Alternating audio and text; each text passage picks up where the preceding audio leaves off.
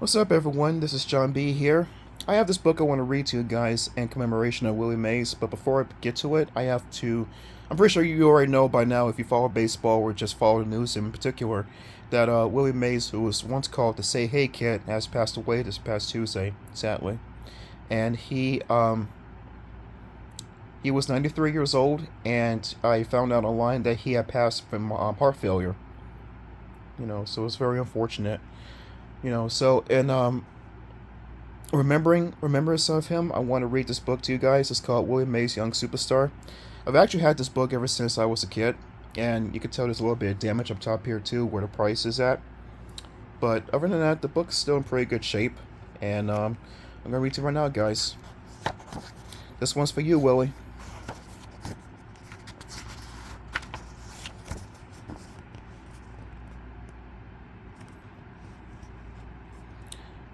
Baseball history is filled with the names of great athletes and champions, but nobody ever played the game with more joy, style, and natural ability than Willie Mays. He was a fan's dream come true. Willie Mays could do it all.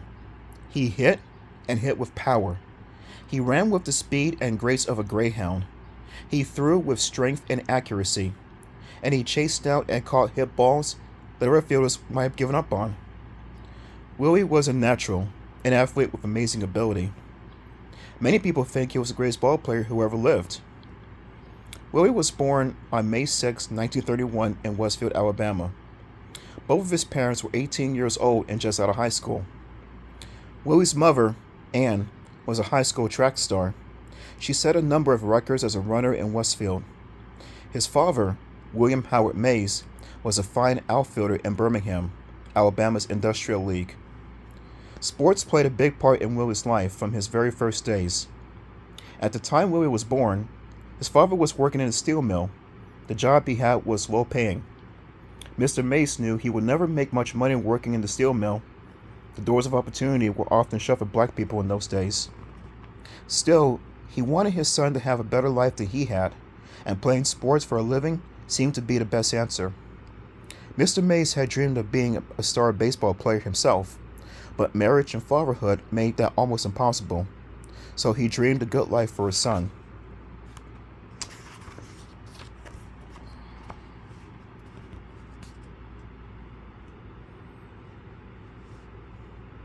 Willie Mays was an active baby.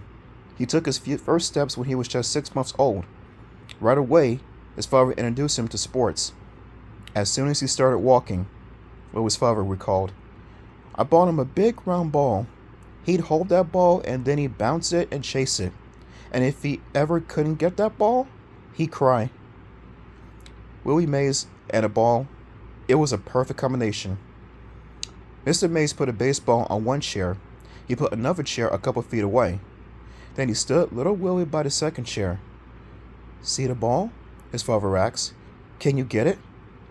The baby smiled and toddled to the ball. He grabbed it in both hands, laughing happily. Great, Mr. Mays cried. Now give Daddy the ball. They played this game over and over. Each time, Mr. Mays moved the chairs a little farther apart. Soon, baby Willie was toddling across the entire room to get the ball. That was Willie Mays' first fielding lesson in baseball. Batting lessons came next. Mr. Mays sat Willie in the middle of the floor. He gave the baby a stick about 2 feet long. Then the father sat down and rolled the ball to his son. Can you hit the ball? Mr. Mays asked. Come on, hit the ball to Daddy. Little Willie giggled. This game was fun. A ball and a stick were his favorite toys. He spent hours playing with the ball. He hit it with the stick. Then he chased across the room and hit it again with the stick. Willie never grew tired of this simple game. Even when he went to sleep, he kept the ball and stick next to him.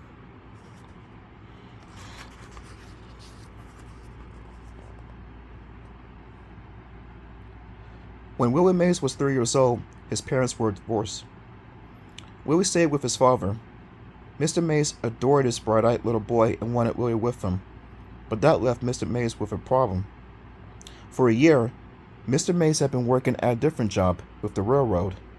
He took care of passengers' luggage on a train that went back and forth between Birmingham, Alabama, and Detroit, Michigan. This job paid more than the job he had at the mill. Mr. Mays hoped to save enough money to buy something special, his own home in a nice neighborhood. He wanted his son to grow up in a warm, comfortable house, so he saved every nickel he could for that house he wanted so much. But the problem Mr. Mays had was that his railroad job often kept him away from home. He needed someone to look after his little boy. Then a neighbor died, and her 2 daughters needed a home. Mr. Mays took them in.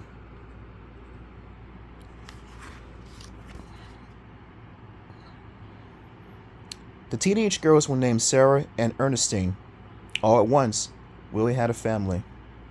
Sarah and Ernestine were like mothers and sisters and good friends to the 3-year-old boy.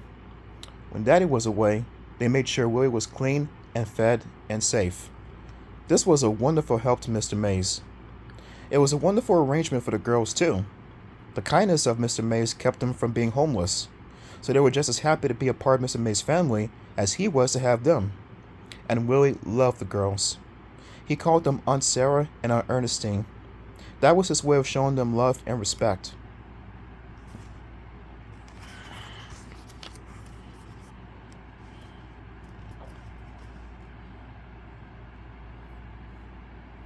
When he was away on train trips, Mr. Mays missed Willie very much. He wanted to be home with his son more than he was. So even though the steel mill job paid less money, Mr. Mays went back to work there. He was glad to be with his little boy again. However, he was also a little sad. Now he had to put off the dream of owning his own home. The Westfield house Mr. Mays lived in was owned by the steel company. Mr. Mays paid rent. In fact, the steel company owned most of the land and businesses in Westfield, Alabama. Workers at the mill were not paid in money. Instead, they were paid in company chips each Friday. When a mill worker needed new clothing, he bought it at one of the company stores in the mill. When a mill worker needed food, he bought it at another company store. The bills were paid with chips. The steel company had great control over its workers. The company paid only in chips, and only company stores accepted chips as payment, so the workers had to buy everything from the company.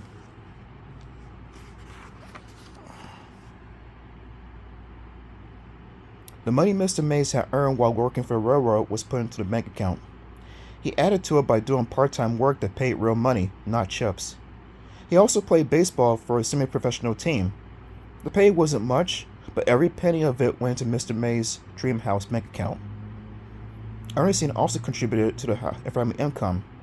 She worked as a waitress in a local restaurant. Ernestine gave Willie money each week so he could buy lunch at school. There was no school cafeteria. Every day, Willie and his friends went to a nearby grocery store. Willie bought bread, lunch meat, fruit, cake, and milk. Then the children went to an empty lot and shared the food. In the evening, Willie often brought friends home for dinner. Sarah would then feed them all.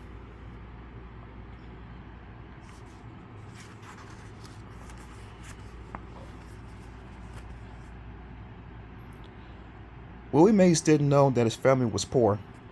The house was comfortable, there was enough food to eat, and Willie was always told to share his lunch money and to invite friends home for dinner. As poor as Willie's family was, his friends' families were even poorer. Willie was growing up in the 1930s, the time of the Great Depression. Millions of Americans were out of work. There was hunger and homelessness in every part of the country, so Willie was lucky. His father and Ernestine had jobs, and Sarah was a good homemaker.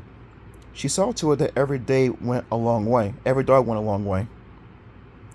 Willie was surrounded by kindness and love, without ever making a big thing of it. The Mays family gave true meaning to the word charity. Willie came to understand this when he was a grown man.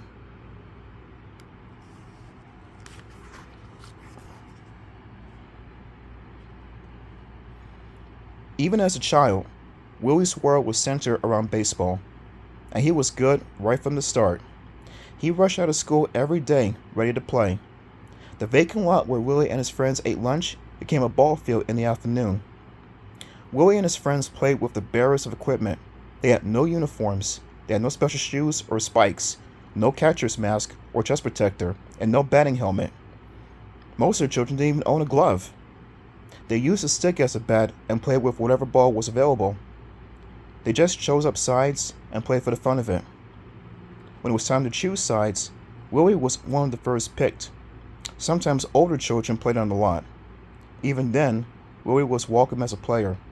He could run, throw, slide, hit, and catch a ball as well as any boy in town.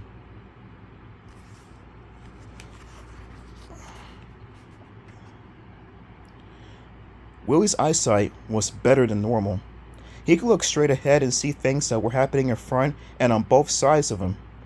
Many great athletes have this wide range of vision. It helps them to see everything going on in the game. This is true in baseball, basketball, football, and many other sports. Willie also had very large hands. I knew he'd be a good ball player, Mr. Mays remembered. It's those big hands of his. With hands that big, he never had trouble catching the ball. Willie did have big hands for his age. He also had great timing and speed. And most of all, he worked at learning to catch well. Whenever Mr. Mays had a moment to spare, he played ball with his son. They started when Willie was 5 years old.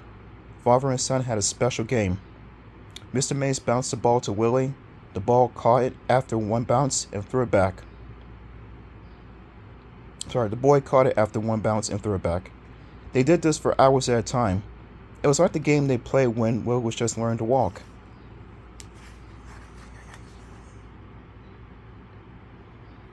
Mr. Mays did something even more special. When he went to play in the Industrial League games, he took Willie with him. The little boy was allowed to sit on the bench with the grown-up players. It was a thrill for Willie. It was fun for Mr. Mays, too. And there was never advantage to have Willie in the dugout. The whole team acted as babysitters while Mr. Mays was playing. Willie got much more than fun out of those days. He listened to everything the players said. They talked about batting and against different kinds of pitchers. They talked about stealing bases. They chatted about how to play on wet or very rough fields. They talked about bunting and how to catch a ball cleanly and then throw it quickly to the right base. Everything it took to play the game was well mentioned in that dugout. Willie listened because it was so interesting. He didn't realize that he was getting a priceless education in the sport.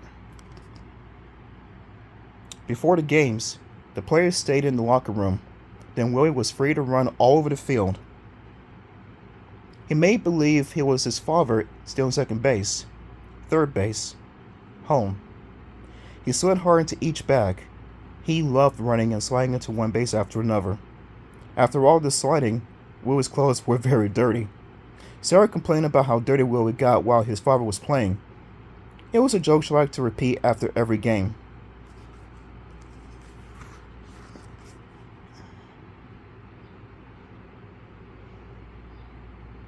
Willie copied the moves his father made on the field. Mr. Mays was an excellent outfielder. He could run down balls hit anywhere in this part of the outfield. He made amazing catches and equally amazing throws. This ability to pounce on a hit ball with speed and smoothness earned Mr. Mays the nicknames Kitty Cat and Cat. Willie worked hard to be just like his father.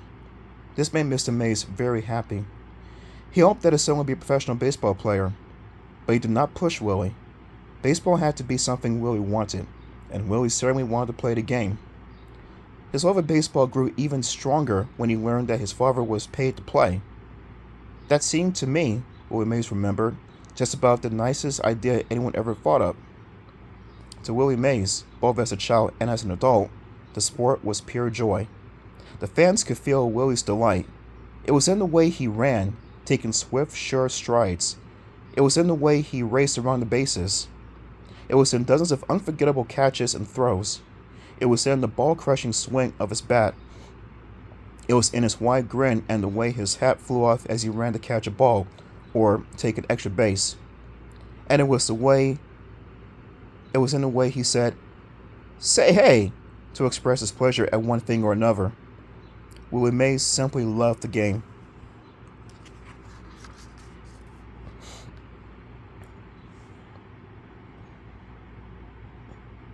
Young Willie would also enjoy other sports. Young Willie also enjoyed other sports. Like many boys, He played whatever sport was in season. In the fall, it was football. In the winter, it was both football and basketball. But best of all was baseball, which he played in the spring, summer, and fall. When Willie was 10 years old, the family finally moved into the dream house Mr. Mays always wanted. It was a neat cottage in Birmingham's suburb called Fairfield. There was a grassy lawn, a big front porch, and a nice backyard. It wasn't a large house, but Mr. Mays owned it. At last, he didn't have to pay rent for a company house. Willie liked his new neighborhood and his new school. Soon he made friends with a boy who lived a few houses away. The boy's name was Charlie Willis. Willie and Charlie became best friends, and they stayed best friends from then on. The boys were both crazy about sports, movies, and comic books. They walked to school together, throwing a ball back and forth. They shared comic books, went to the movies together regularly, and listened to the radio together. If Charlie and Willie weren't playing ball outside, they were in each other's house. The boys were as close as brothers. Willie called Charlie Cool, and Charlie called Willie Buck. These nicknames stuck with them even as grown-ups. But Willie, the professional ball player, was never called Buck by his teammates. It was a name used only by people who knew him as a boy in Birmingham, Alabama.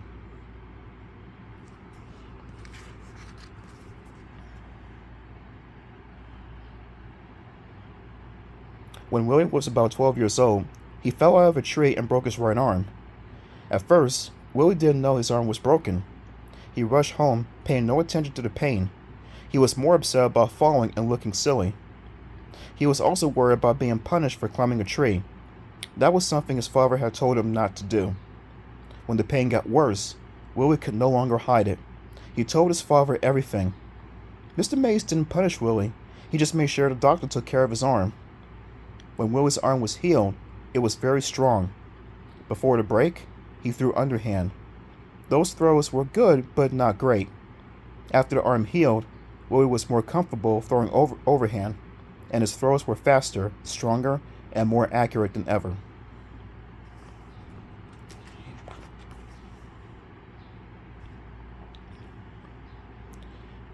One day, while Willie was playing baseball with his friends, he was asked to play with the Gray Sox.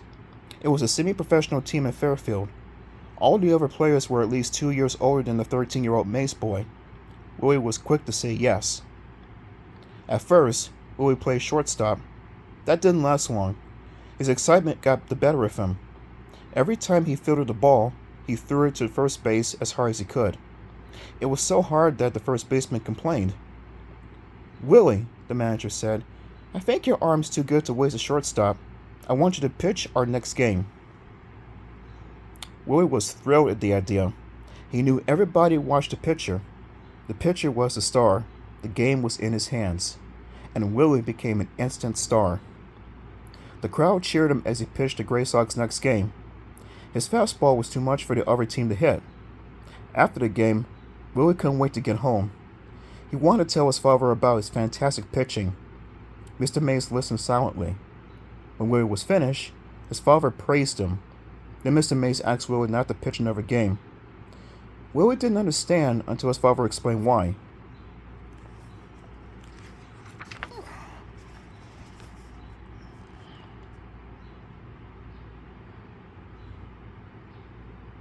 If a pitcher hurts his arm, Mr. Mays said, he's finished in baseball, unless he knows how to play in the whole game.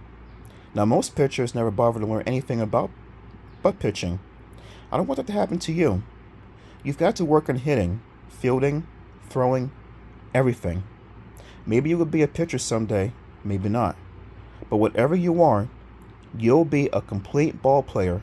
I don't want you to waste your whole future by trying to be a star at 13. Willie was disappointed, but he obeyed his father.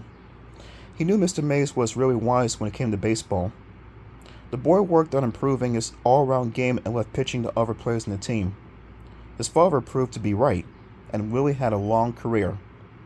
He reached the major leagues in 1951 and played for 23 years. During the summers of 1945-1946, Willie played in the Industrial League with his father. Mr. Mays was in center field, and Willie was in left field. The teenager was getting better every game. The father was getting a little slower every game. Near the end of the 1946 season, something happened that Willie never forgot. A ball was hit in the left center field. Mr. Mays called out, "I'll take it!" Willie said that. Willie saw that his father would not get to the ball in time, so Willie cut in front of his father and gloved the ball just before it hit the ground.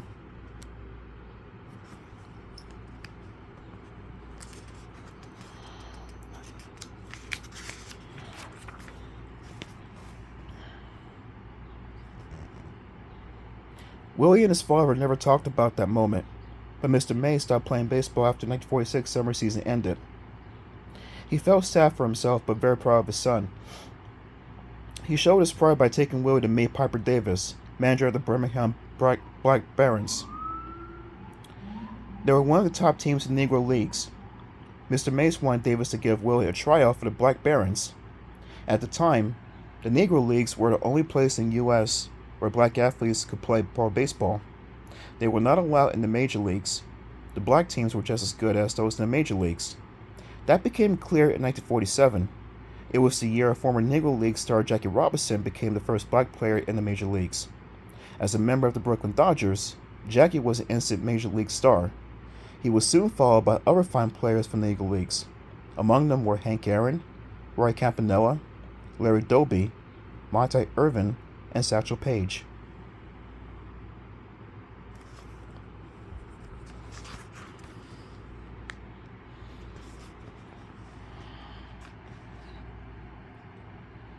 When Willie Mays was growing up, his dream was to play for the Black Barons. Because of segregation, he never imagined himself playing in the major leagues. So he was thrilled to be given a tryout by Pepper Davis. Willie did well at his tryout and was invited to join the Black Barons. That's when Mr. Mays set down the rules. Willie had to get good grades and finish high school. He was allowed to play on weekends and during summer vacations. But if Willie's grades slipped, it meant no baseball. Even if Willie didn't like the rules, he had to accept them. He was too young to sign a contract for himself. Besides, Willie knew that his father had his best interest at heart. There was someone else looking after Willie's best interests. He was E.T. Oliver, the principal of Fairfield Industrial High School. Mr. Oliver kept a close eye on Willie. He made sure Willie gave full attention to his schoolwork. Mr. Oliver really cared about his students. He had strict but fair rules. "Get educated," he told the students. And they knew he meant it. Mr. Oliver felt that good grades and good behavior came before sports and social life. Willie Mays always remembered Mr. Oliver with respect. Willie was proud and pleased to say he was a high school graduate. Many major leaguers today go to college, but when Willie was playing, many ball players did not finish high school. That might not have hurt them while they were playing ball, but it did once they were finished, because they did not have the skills and education for a new career.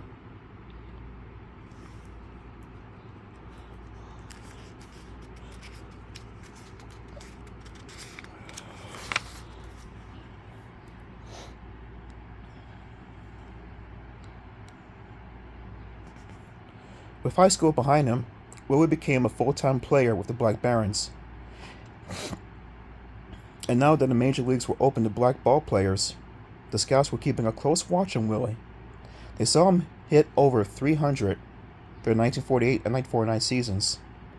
His hitting and fielding made him a first-rate prospect. Then, in the middle of the 1950 season, Willie Mays was signed by the New York Giants for the National League. They gave him a small amount of money for signing. After that, they sent him to New Jersey to play for the Trenton Giants. It was a Class B minor league team. But we remember that time clearly. "I realized I was a pioneer," he said.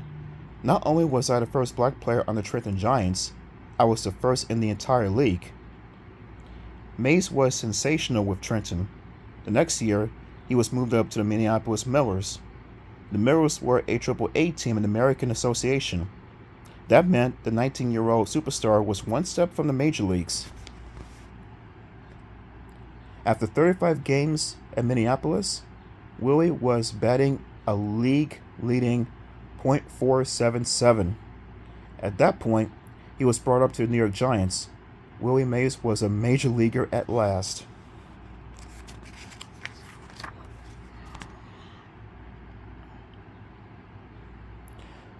Willie was scared, however, and didn't get a hit in the first few games he played.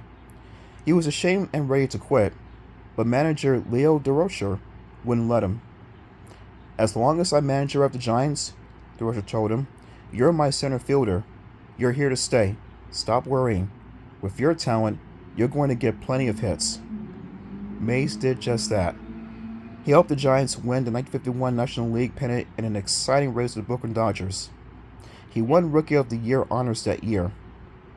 But perhaps most important of all, he won the hearts of baseball fans everywhere. It was a love affair that lasted his entire career. Willie started his major leagues career with the Giants in New York. When the team moved to San Francisco, he continued to be a Giants star. Then, to the joy of New Yorkers, he joined the New York Mets in 1972. Willie played 2 seasons with the Mets, helping them win the National League pennant in 1973. After that, he retired.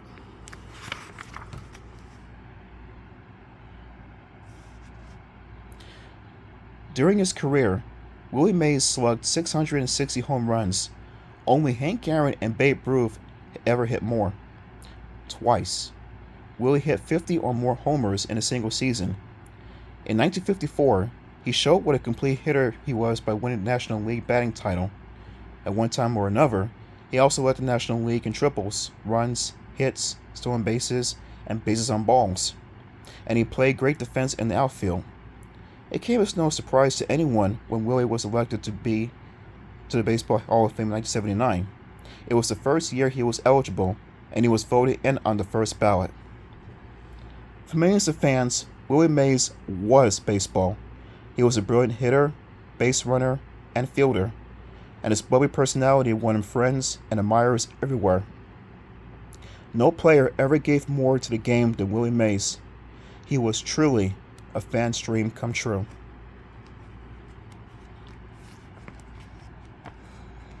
Rest in peace, Willie.